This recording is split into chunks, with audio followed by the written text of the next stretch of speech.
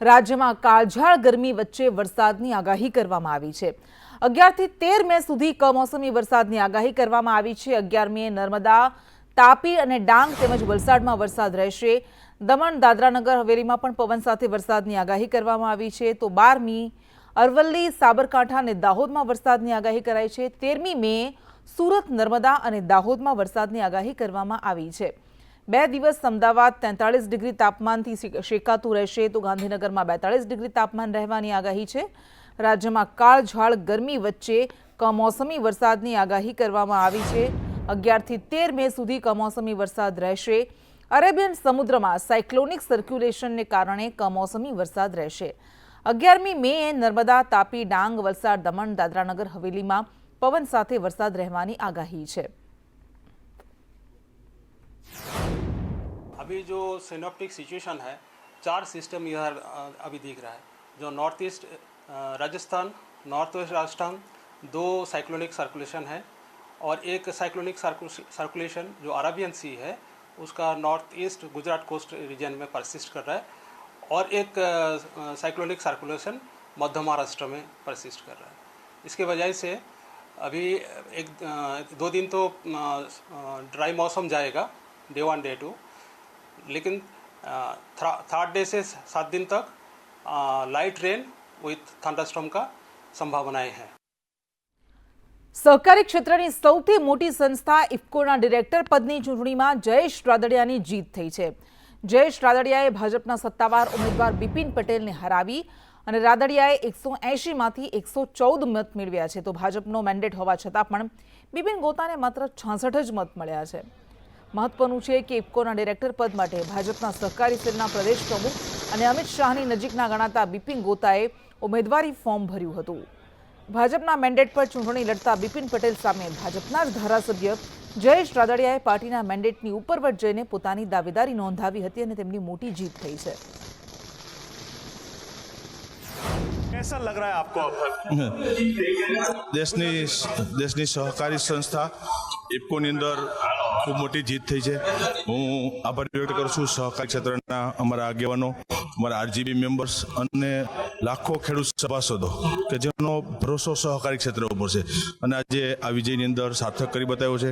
आवनारा दिवसोनी अंदर सहकारी क्षेत्रना माळखाने मजबूत करवा माटे अने खेडूतोना हित माटे हमेशा काम करशुं। इफ्कोनी अंदर वर्षोथी प्रतिनिधित्व करूँ छूं अने सहकारी संस्थानी अंदर खूब सारो साथ अने सहकार सहकारी क्षेत्रना आगेवानोए अमरा आरजीबी मेम्बर आप्यो छे। એટલે ઇલેક્શનની અંદર ક્યાંય કોઈ બળવો નથી કર્યો। હું પણ ભારતીય જનતા પાર્ટીનો સક્રિય કાર્યકર્તા છું અને સહકારી ક્ષેત્રમાં સાથે મળીને કામ કર્યું છે। મારી લોકસભાની ચૂંટણીમાં પણ મારી વિધાનસભામાં અમારા ઉમેદવાર મનસુખભાઈ માંડવીયા માટે કામ કર્યું છે। મારી વિધાનસભામાં ખૂબ સારી લીડ ભારતીય જનતા પાર્ટીનો છે। એટલે ભારતીય જનતા પાર્ટીનો આજે પણ સક્રિય કાર્યકર્તા છું। ભારતીય જનતા પાર્ટીના બધા અમે કાર્યકર્તાઓ છીએ, પાર્ટી માટે બધા સાથે મળીને કામ કરીશું। એટલે આવનારી ચૂંટણીઓની અંદર પણ પાર્ટી જે જવાબદારી આપે કામ કરવાની અમારી તૈયાર છે ને पार्टी માટે કામ કરશું। दिल्ली से कैमरामैन रोहित त्रिपाठी के साथ मैं अजय यादव, संदेश न्यूज। सहकारी क्षेत्र में लोकशाही द्वारा मजबूत तंत्र बने एवं आ परिणाम से सहकारी कार्यकर्ताओं लोकशाही ढाबे मतदान करीने सहकारी क्षेत्र में जेना ऊपर वधारे विश्वास हो एवा उम्मीदवार जयेशभाई ने चूंट्या छे। એટલે માનવું છે કે લોકતંત્ર વધારે મજબૂતાઈથી સહકારી ક્ષેત્રમાં પણ આગળના દિવસોમાં કામ કરશે। ભારતીય જનતા પાર્ટીની પ્રક્રિયા છે, અનેક નિયમો ભારતીય જનતા પાર્ટીના છે કે એકથી વધુ કોઈ પાસે હોદ્દો ના હોવો જોઈએ બને ત્યાં સુધી, અને છતાં કદાચ આખા રાજ્યની અંદર 2-3 બનાવ એવા બન્યા હશે। દરેકને મેન્ડેટ આપે એ જ સહકારી ક્ષેત્રમાં ઇલેક્શન લડે એ પણ ભારતીય જનતા પાર્ટીની નીતિ રહી છે। લગભગ 350થી વધુ ઇલેક્શનોમાં 349 જેટલા ઇલેક્શનો ભારતીય જનતા પાર્ટી આ મેન્ડેટના આધારે જીતી છે। અને ગોધરામાં જે નીટ કૌભાંડ સામે આવ્યું તેમાં સૌથી મોટો ખુલાસો થયો। સમગ્ર કૌભાંડમાં ભાજપનો નેતા આરીફ વોરા મુખ્ય સૂત્રધાર નીકળ્યો। ગોધરાના આરીફ વોરા નામના શખ્સ સામે ફરિયાદ દાખલ કરવામાં આવી છે। જિલ્લા શિક્ષણાધિકારીએ પોલીસ ફરિયાદ નોંધાવી છે। ગોધરા તાલુકા પોલીસ મથકે 3 શખ્સ વિરુદ્ધ ફરિયાદ દાખલ કરાઈ છે. જય જલારામ સ્કૂલના શિક્ષક તુષાર ભટ્ટ વિરુદ્ધ પણ ફરિયાદ દાખલ કરાઈ. વડોદરાના રોય ઓવરસીઝ કંપનીના માલિક સામે ફરિયાદ, વિશ્વાસઘાત, છેતરપિંડી સહિતની કલમો હેઠળ ફરિયાદ નોંધાઈ છે. વોટ્સએપ ચેટ દ્વારા આ સમગ્ર કૌભાંડ બહાર આવ્યું. વિદ્યાર્થીઓને પેપર કોરું છોડવાની સૂચના અપાઈ હતી. જિલ્લા કલેક્ટરને ગેરરીતિ અંગે માહિતી મળી અને તપાસ કરવામાં આવી. પરીક્ષા કેન્દ્ર પર અધિક કલેક્ટરની ટીમે તપાસ કરી. સુપ્રિન્ટેન્ડન્ટની ગાડીમાંથી 7 લાખ રૂપિયા મળી આવ્યા. સુપ્રિન્ટેન્ડન્ટના મોબાઈલમાંથી વોટ્સએપ ચેટ મળી આવી. કુલ 6 વિદ્યાર્થીઓને ચોરી કરાવી. એક વિદ્યાર્થી દીઠ 10 લાખ રૂપિયા લેવાનું નક્કી થયું હતું. ત્યારે ગોધરામાં જેને જવાબદારી જ હતી એ ડિરેક્ટર જ પણ આમાં 5 થી 6 વિદ્યાર્થીઓ સાથે એ પૂરતા સેન્ટર પૂરતું આખું કોઈ કૌભાંડ બહારનું છે કે એ સેન્ટર પૂરતું એમણે ચોરી કરાવવાનો પ્રયાસ કર્યો અને પૈસા લઈને કરાવવાનો પ્રયાસ કર્યો. આ નીટની પરીક્ષામાં કેટલાક વિદ્યાર્થીઓને ગેરકાયદેસર રીતે આર્થિક લાભ મેળવી અને આ આરોપીઓએ પાસ કરવાનું એક કાવતરું રચેલી અને તેનો પર્દાફાશ થયેલો અને તે અંગે શિક્ષણ અધિકારી શ્રીના હોય તાલુકા પોલીસ સ્ટેશનમાં આ બાબતે વિગતવારની ફરિયાદ આપેલ છે. હાલ આ ગુનાની તપાસ ચાલુ છે. વડોદરામાં રોય ઓવરસીઝ કંપનીમાં સંદેશ ન્યૂઝ પહોંચ્યું. રોય ઓવરસીઝના માલિકની સંદેશ ન્યૂઝ સાથે વાતચીત, જેમાં પરશુરામ રોયે કહ્યું કે સમગ્ર ઘટનામાં મારી કોઈ સંડોવણી નથી. મને બદનામ કરવાનું ષડયંત્ર રચાયું છે. 20 વર્ષથી અમારી ઓફિસ કાર્યરત છે. નીટની પરીક્ષા સાથે કોઈ લેવા દેવા નથી. આરિફ નામના વ્યક્તિને હું ઓળખતો પણ નથી. તો આ નીટ કૌભાંડ મુદ્દે કોંગ્રેસ પ્રવક્તાએ પ્રતિક્રિયા આપી. દેશમાં મેડિકલ માટે નીટનો સ્કોર મહત્વનો હોય છે. એક પેપરના 10 લાખ નક્કી થયા. જાગૃતતા દર્શાવવા બદલ કલેક્ટરને અભિનંદન. ગુજરાતમાં 88,000 વિદ્યાર્થીઓ છે. કૌભાંડ માત્ર ગોધરા પૂરતું જ હતું કે પછી રાજ્યમાં થયું? દાખલો બેસે તેવા પગલાં લેવાની સરકાર પાસે માંગ છે, તેવું મનીષ દોશીએ કહ્યું. માલેતુજારના સંતાનો લાખો રૂપિયા ખર્ચીને પોતાના બાળકને બારોબાર ગોઠવવા માટે જે રીતનું કૌભાંડ, આખું સ્કેમ ગુજરાતની પંચમહાલ ડિસ્ટ્રિક્ટમાં ગોધરા ખાતે શાળાની અંદર આવી રીતે પેપર લખાવવાનું, નીટના એક પેપરથી 10-10 લાખ રૂપિયા નક્કી થાય. કલેક્ટરશ્રી સમક્ષ આવેલી માહિતીથી કલેક્ટરશ્રીએ જાગૃતિ દેખાડી. એમને અભિનંદન આપું છું. સીઆઈડી ક્રાઇમના એડિશનલ ડીજીપી રાજકુમાર પાંડ્યાને નિવેદન આપ્યું. પાકિસ્તાનને માહિતી મોકલવા બદલ યુવકની ધરપકડ કરવામાં આવી છે. અમદાવાદ સીઆઈડી ક્રાઇમે આરોપીની ધરપકડ કરી છે. શખ્સ પાકિસ્તાનમાં માહિતી આપતો હતો. પ્રવીણ મિશ્રા ભરૂચ કેમિકલ ફેક્ટરીમાં કામ કરતો હતો. આઈએસઆઈ હેન્ડલરે સોનલ ગર્ગ નામની ઓળખ આપી હતી. ફેસબુકમાં માહિતી આપલે થઈ હતી. આઈએસઆઈએ બ્રહ્મોસ મિસાઇલ અંગે માહિતી મેળવી હતી. પ્રવીણ મિશ્રા મૂળ વ્યવસાયે એરોનોટિકલ એન્જિનિયર છે. હૈદરાબાદ ડીઆરડીઓમાં મટીરિયલ સપ્લાય કરનાર કંપનીમાં કામ કરતો હતો. પ્રવીણકુમાર હની ટ્રેપમાં પૈસાની આપલેમાં ફસાયો હતો. પૈસાની આપલે નથી થઈ. જમૈકા ઘૂસણખોરી કેસમાં કોઈ સત્તાવાર માહિતી નથી આપી, પરંતુ આ કેસમાં સંડોવાયેલ એજન્ટ્સ જેની અગાઉના પણ કેસમાં તપાસ થઈ રહી છે. પાકિસ્તાન સ્થિત આઈએસઆઈ હેન્ડલર, જેનું ઓરિજિનલ નામ ખબર નથી પણ પોતે સોનલ ગર્ગ તરીકે ઓળખાણ આપી આઈબીએમ ચંડીગઢમાં ફરજ બજાવવાની ખોટી માહિતી આપી હની ટ્રેપ કરવાની કાર્યવાહી કરેલ. એ પ્રક્રિયામાં શરૂઆતમાં ફેસબુક દ્વારા આ પ્રવીણ મિશ્રાને સંપર્ક કરેલ. પ્રવીણ પાસેથી ઇન્ડિયન ડિફેન્સ ઓર્ગેનાઇઝેશન સાથે કામ કરતા વિવિધ એજન્સીઓ, પ્રાઇવેટ કંપનીઓના માહિતી મેળવવા માટે કોશિશ કરેલ. સુરતમાં હિન્દુ નેતાની હત્યાની સુપારીના કેસમાં વાયરલ ઓડિયો ક્લિપને લઈને કોંગ્રેસ નેતાએ સ્પષ્ટતા કરી છે.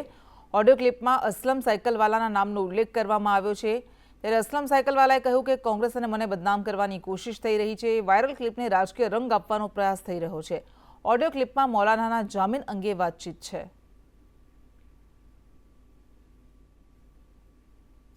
भाई साहब अपनी बात कहाँ तक पहुँची? बात तो अपनी हो चुकी है. अपने कांग्रेस वाले असलन भाई उससे भी अपना बात हो गया है और ट्रस्ट में भी अपना बात चलता है. इंशाल्लाह हो जाएगा.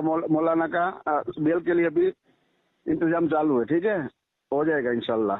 आप दुआ करो. ठीक है, इंशाल्लाह हम दुआ करते हैं अल्लाह ताला मौलाना के लिए रिहाई का कोई रास्ता निकाले. તો ભાજપ નેતાના પુત્ર સામે વધુ એક ફરિયાદ દાખલ કરાઈ છે. ગોઠી બૂથ પરના એજન્ટ સનાભાઈએ ફરિયાદ નોંધાવી. સનાભાઈ તાવિયાડને મારી નાખવાની ધમકી આપી હતી. વિજય ભાભોર સહિત અન્ય 3 લોકોના નામ ખુલ્યા છે. વિજય ભાભોરનો બૂથ કેપ્ચરિંગનો વિડીયો વાયરલ થયો હતો. તેના સામે હવે વધુ એક ફરિયાદ દાખલ.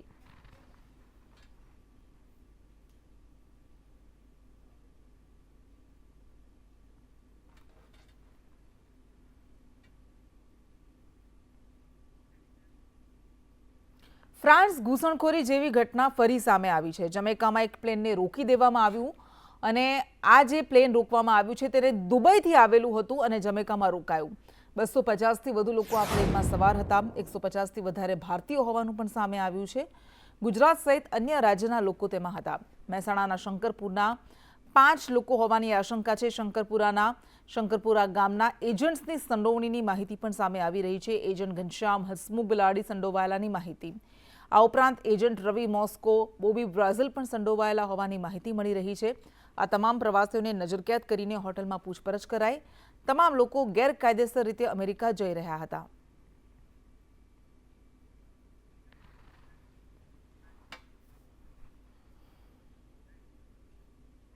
ગુજરાતમાં મતદાન પૂર્ણ થતાની સાથે જ આઈટી વિભાગ સક્રિય થયું છે. સુરત સહિત રાજ્યમાં ઇન્કમટેક્સ વિભાગે દરોડા પાડીને ઓપરેશન હાથ ધર્યા, જેમાં ટેક્સટાઇલ ફિલ્ડમાં મોટું નામ ધરાવતા ઐશ્વર્યા ગ્રુપમાં આઈટી વિભાગે સર્ચ ઓપરેશન હાથ ધરતા અન્ય ઉદ્યોગકારો, બિલ્ડર્સ અને વેપારીઓમાં પણ ફફડાટ ફેલાયો છે. ઐશ્વર્યા ગ્રુપ સાથે સંકળાયેલા ધરાવતા કોલ બિઝનેસના ધંધાર્થીઓને ત્યાં પણ તપાસની આશંકા સેવાઈ રહી છે.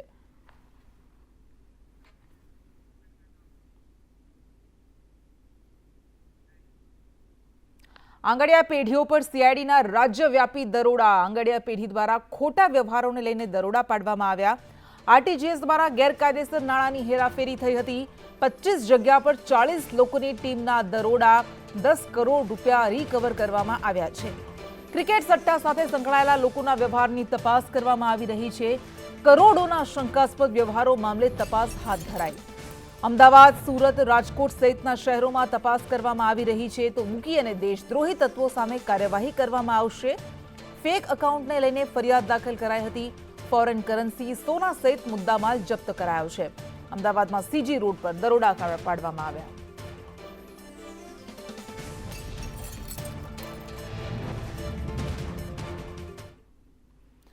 ધોરણ 12ના પરિણામ આ વખતે ગત વર્ષ કરતાં ખૂબ સારા આવ્યા છે. ધોરણ 12 વિજ્ઞાન પ્રવાહનું 82.45% પરિણામ આવ્યું છે. તો ધોરણ 12 સામાન્ય પ્રવાહનું પરિણામ 91.91% આવ્યું છે. સામાન્ય પ્રવાહમાં ખાવડાનું 51.11% સૌથી ઓછું પરિણામ, જ્યારે ગાંધીનગરના છાલાનું 99.61% પરિણામ આવ્યું છે. સામાન્ય પ્રવાહમાં સૌથી વધારે પરિણામ ધરાવતો જિલ્લો બોટાદ છે.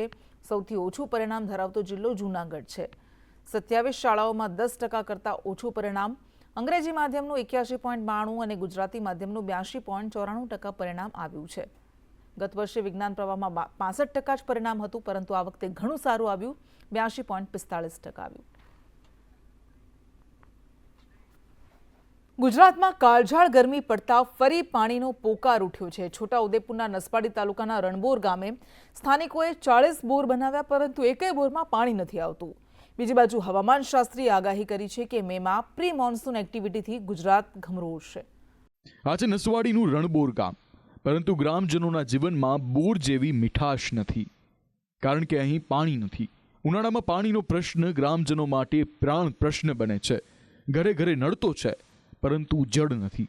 જમીનમાંથી પાણી ઉલેચવા ગ્રામજનો અહીં એક નહીં 40 જેટલા બોર બનાવ્યા, પણ તેમના નસીબમાં પાણી જ નથી, જેના કારણે ગ્રામજનો ગામથી દૂર અવાવરૂ જગ્યા પર આવેલા એક કૂવાનું પ્રદૂષિત પાણી પીવા માટે મજબૂર બન્યા છે. અહીંયા કૂવામાં ગંદુ પાણી છે, પણ પાણી મળતું નથી, એટલે હવે પાણી વગર શું કરીએ? હમણાં તો તડકો એટલો છે, એટલે પાણી વગર નહીં ચાલે.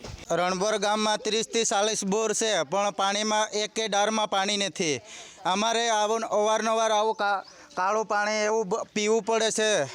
એ કેટલા આ 10થી 15 વર્ષ થઈ ગયા. આ કૂવો આમ નામ ખડી ગયો. આ કૂવામાં કોઈ સરકારને અવારનવાર રજૂઆત કરીએ છે, પણ કોઈ રજૂઆત કરીએ તો કોઈ માંગ સરકાર કોઈ દાન આપતી નથી. આ તો થઈ પાણીની વાત. હવે કરીએ વાતાવરણમાં આવી રહેલા પલટાની વાત. હવામાન નિષ્ણાંત અંબાલાલ પટેલ દ્વારા પ્રી મોન્સૂન એક્ટિવિટી અંગે આગાહી કરવામાં આવી છે કે 10 મેથી 14 મે વચ્ચે ભારે પવન અને ગાજવીજ સાથે છાંટા પડવાની શક્યતા છે.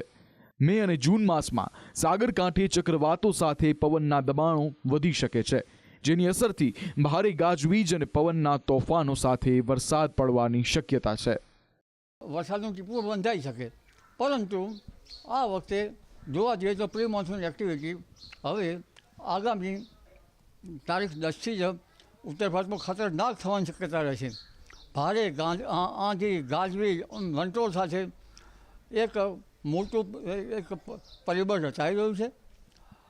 આરબ રાષ્ટ્રોની જે ધૂળકટ છે એ ગુજરાતમાં ચડી આવશે અને તારીખ 10, 11, 12, 13, 14માં આ આંધી જે છે એ લગભગ પાકિસ્તાનના ભાગોમાં થઈને, કચ્છના ભાગોમાં થઈને, ગુજરાતના ભાગોમાં થઈને, સૌરાષ્ટ્રના કેટલાક ભાગોમાં થઈને ગુજરાતને પ્રભાવિત કરશે.